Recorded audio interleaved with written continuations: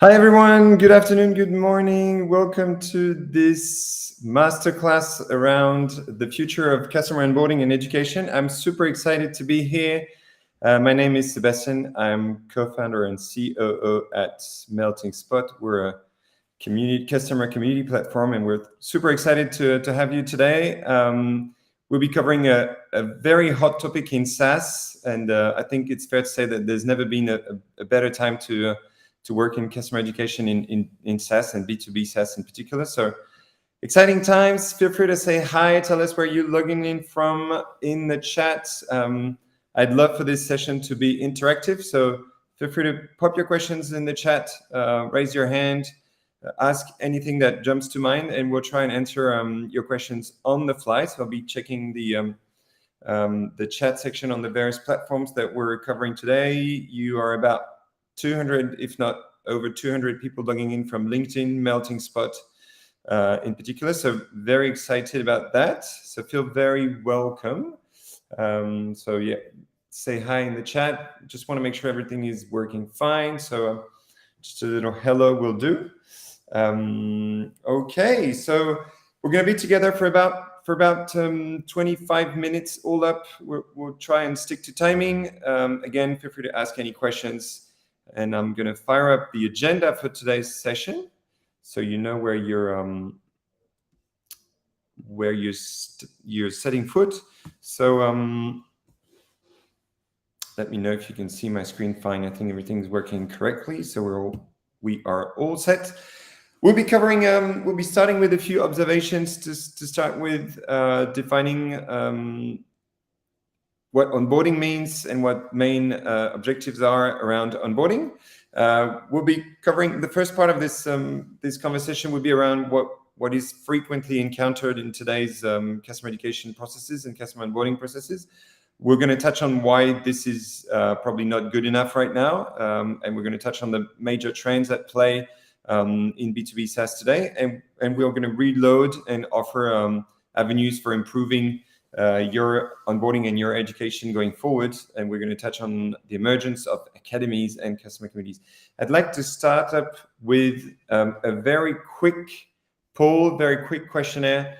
I'm going to ask for some honest answers, please. So I'm going to ask you to rate your onboarding process. If you work in B2B SaaS, rate your onboarding process from 0 to 10, 0 being 0 and 10 being hero. So if you feel like you're a 0 at onboarding, just pop a 0 in the chat. If you feel like you're a hero, pop a 10, and anything in between.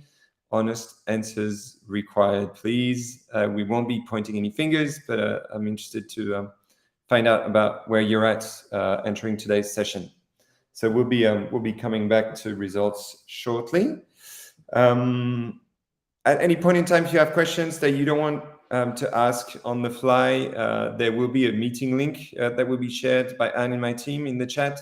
So you can book me up or anyone else in MeltingSpot's team after this class. If you feel like asking the question on the fly, please do it.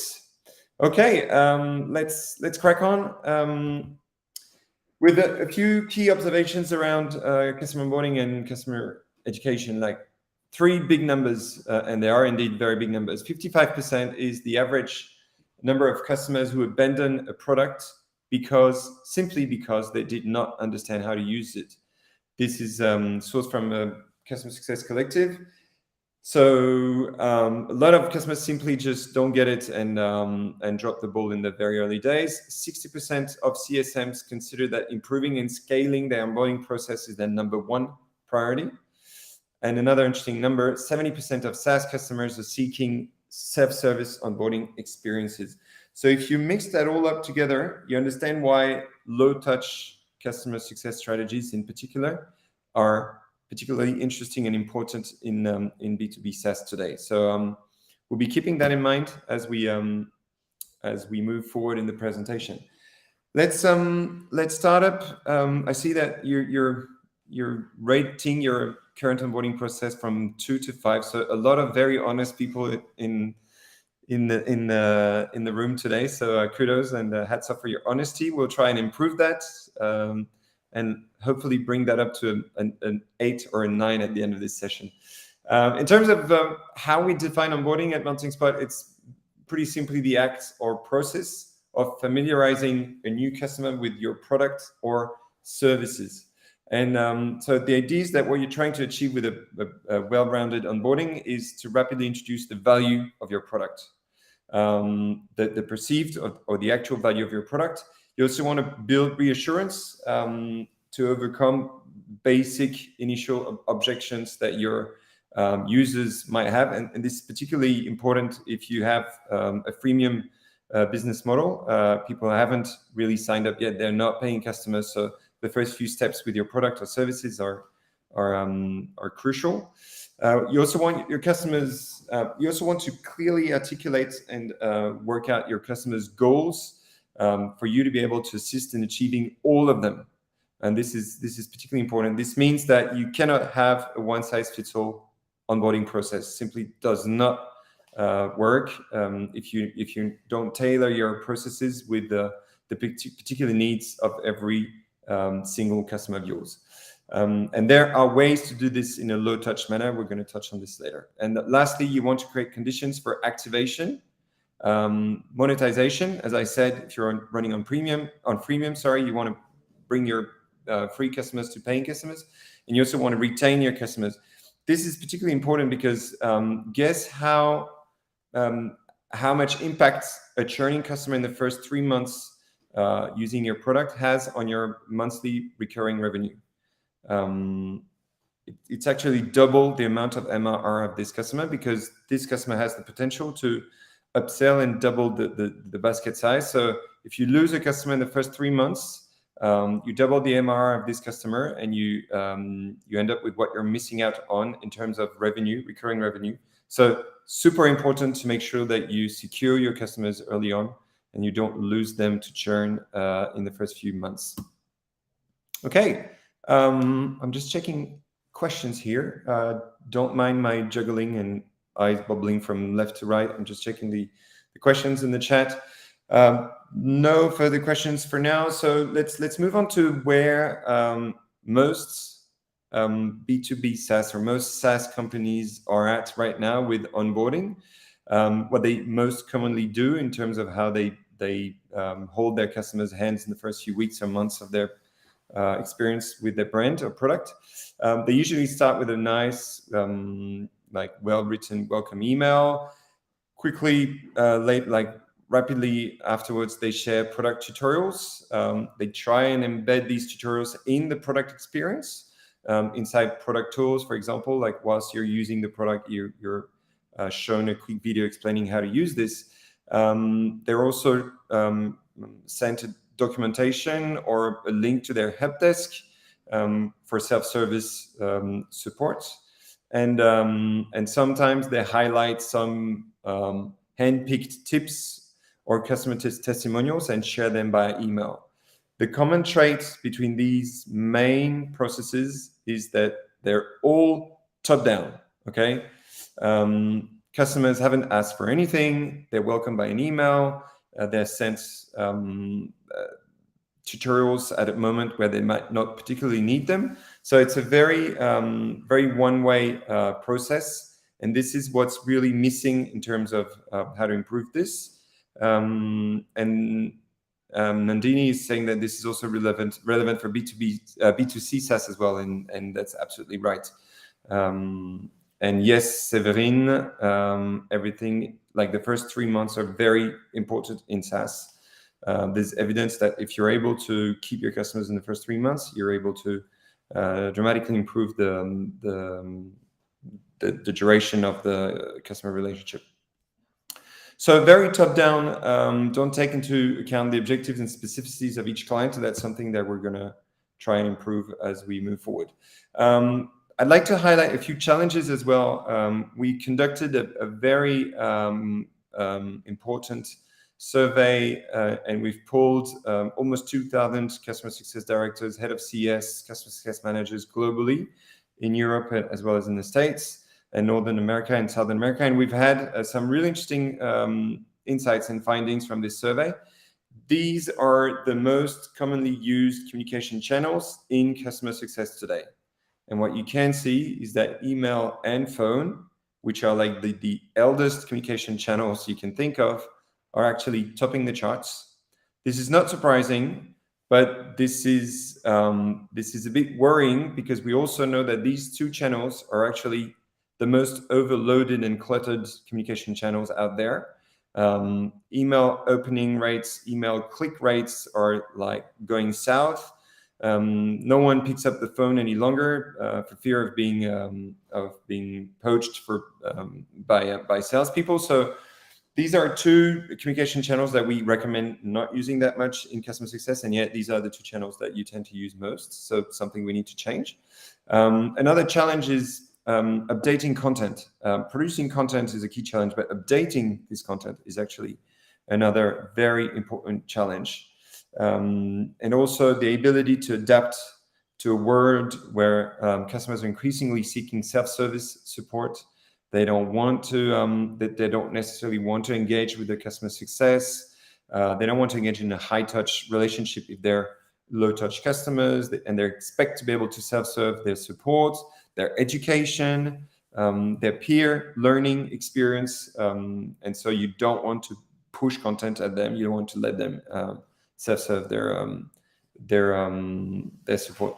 And you also want to provide the right level of expertise. And you're also seeking, one of your challenges is to provide the right level of expertise at the right time, which is hard to achieve because you need to be able to guess, or at least most accurately identify your customers' needs at a particular point in time to be able to address them. So these are your main challenges.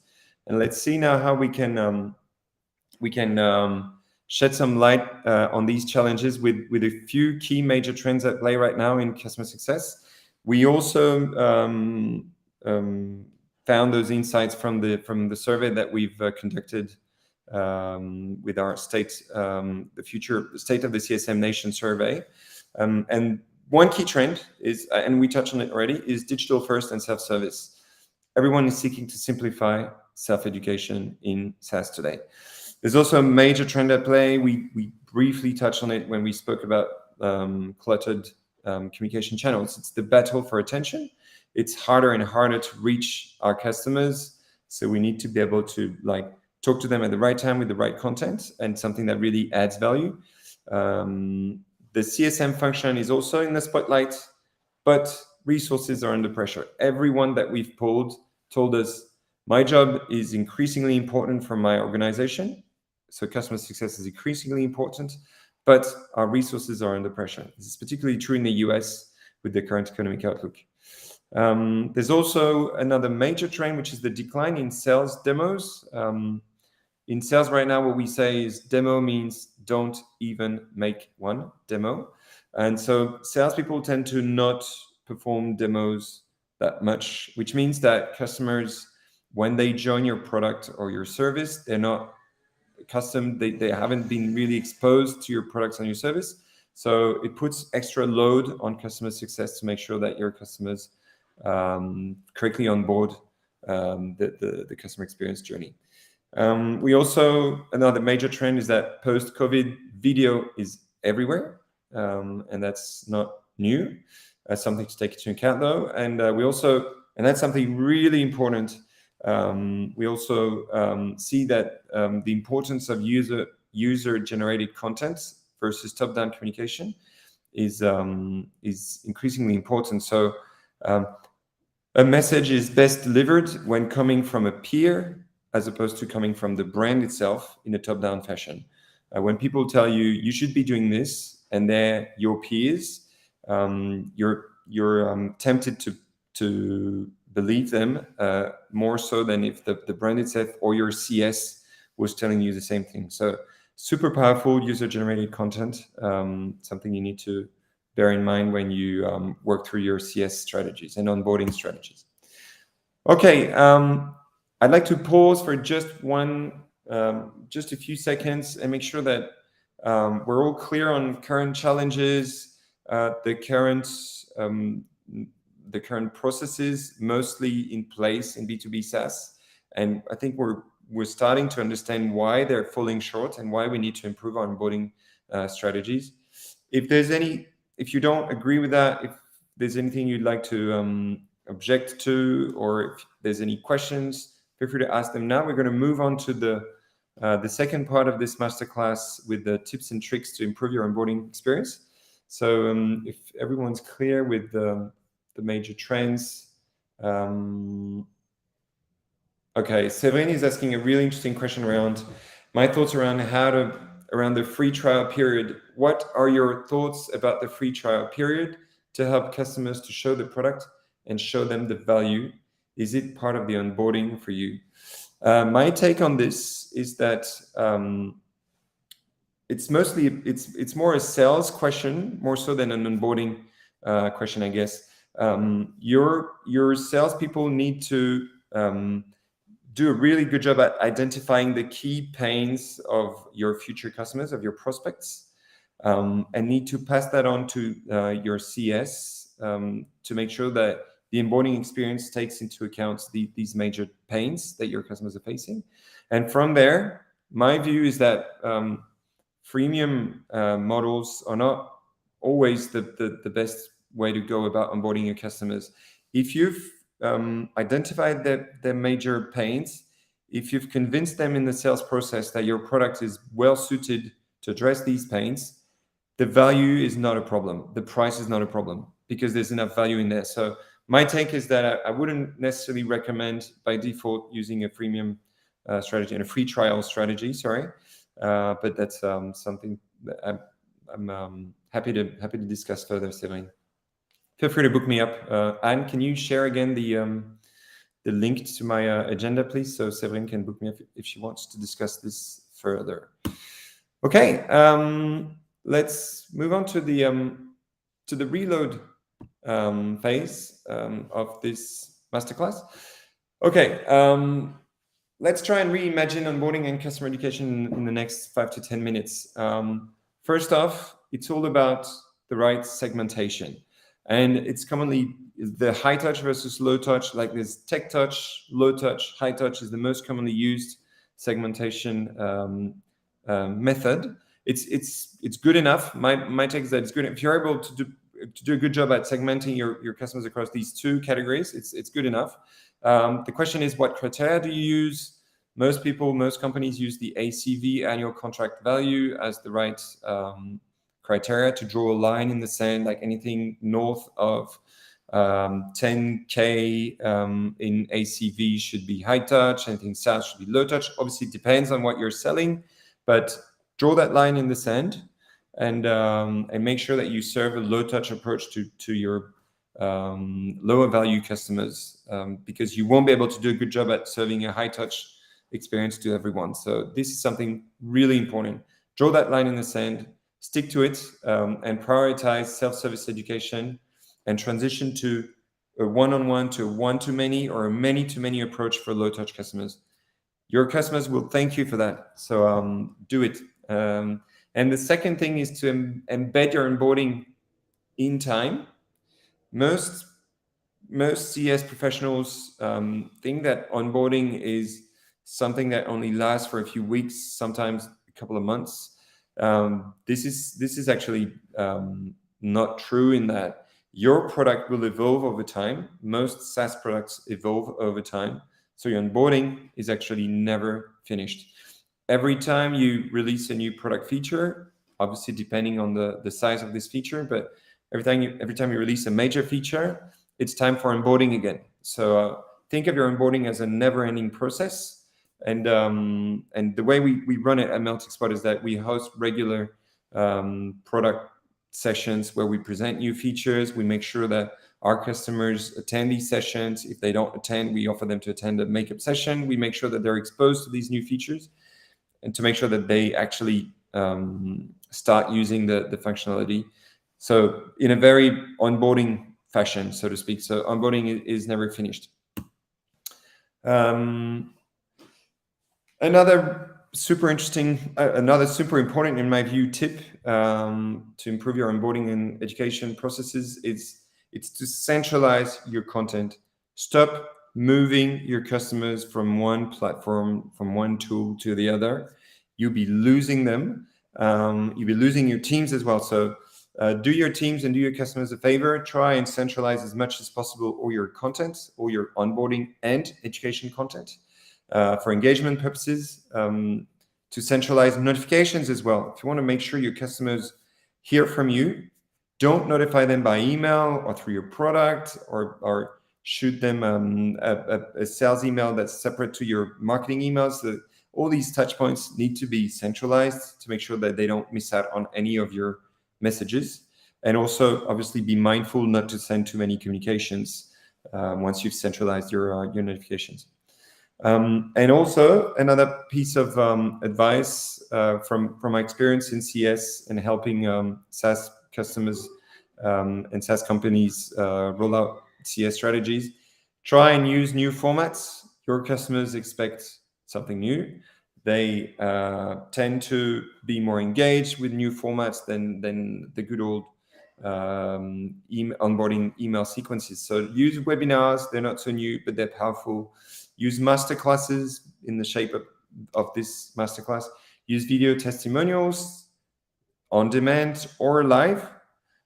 Feel free to host a live discussion with one of your customers and let your customers advocate for your products and your service.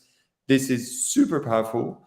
And also use discussion forums for asynchronous communication. Make sure that people can ask a question, come back a few hours later, a few minutes later, and grab the answer. And with all these formats, as you can see, there's one common trait. It's the ability to incorporate user-generated content in the onboarding process. Again, a message is a lot more efficiently delivered when coming from a peer than coming from the brand or the CS manager.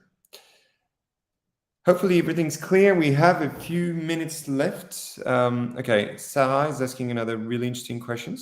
Do you determine all your clients' touch points based on ACV, or is the potential account growth factored into this? That's a very, very good question. The ACV is obviously backward looking. If you're able to fine tune your criteria, maybe what SaaS businesses tend to do is to have a special property in their CRM or CS platform with client potential from 1 to 5. You can weigh that and make sure that you incorporate this in your ACV. So yes, Sarah, very, very good question. You should be factoring as much as possible forward-looking elements in your criteria. Elizabeth is asking, would you separate the onboarding and education position in a success team? That's a very, very good question. That's first I'd be tempted to say, if I was thinking good old CS processes, I'd be saying you should separate them out. My take is that this should be probably a single function, or at least a single team. People should be talking from the OB. People should be talking to onboarding. People should be talking to education. Again, because there's a big onboarding element to education, as I just said. So I would be tempted to try one single function, or at least one single team where people are able to organize back and forth discussions, and not just onboarding first and education second. Okay, hopefully that answers your question, Elizabeth. Thanks for putting your hand up. I'd like to touch on lastly on the emergence of academies and customer communities. This is obviously something we're very familiar with at MeltingSpot. This is a bread and butter, rolling out customer communities in B2B SaaS. So very familiar with this topic. This is not a sales pitch, but really something to highlight the importance of using these new innovative customer success formats to improve your onboarding and your education. First off, a quick word around what differentiates academy and customer communities. An academy is essentially a video-based training program or video-based training programs. So very self-serving, very one-way, top-down again. Okay, you're sitting on a bench at school and taking in some content, not very interactive. and very one way. A customer community is a self-serving onboarding platform, which uses videos as well, but not just videos, also on-demand content, forums, one-on-one discussions, many-to-many discussions. So that's something to keep in mind. And we've seen a lot of SaaS starting with an academy, being pretty let down in terms of, pretty disappointed in terms of results, because we don't engage with educational content when we're seasoned professionals as much as we do when we're more junior or when we're at school. So the academy format is not always suitable for B2B SaaS, especially for complex SaaS targeted at senior people and C-level people. Whereas the customer community is really somewhere people can consume content at their own pace, interact with their peers, have one-on-one discussions with CSMs if they feel like it. So very, in my view, a lot more suited to the new trends in customer success right now. So I hope everything is clear to this point. It's the end of this masterclass. I said we try to stick to timing as much as possible. We just ran behind by 4 minutes, but if there's any further questions, Anne will be popping a meeting link in the chat. So feel free to book me up or anyone else in the MeltingSpot team, so we can chat this. We can chat around your CS strategies further.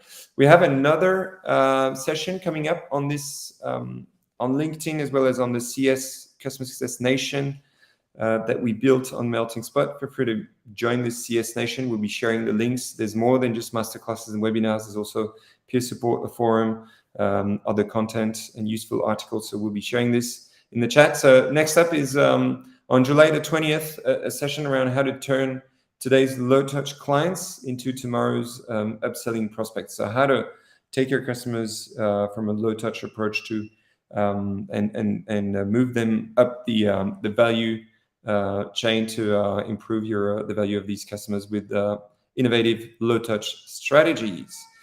So feel free to register and tune in on July the 20th at 6 p.m. Central Eastern Time. Thank you so much for your time. Thanks for asking questions and contributing to this session.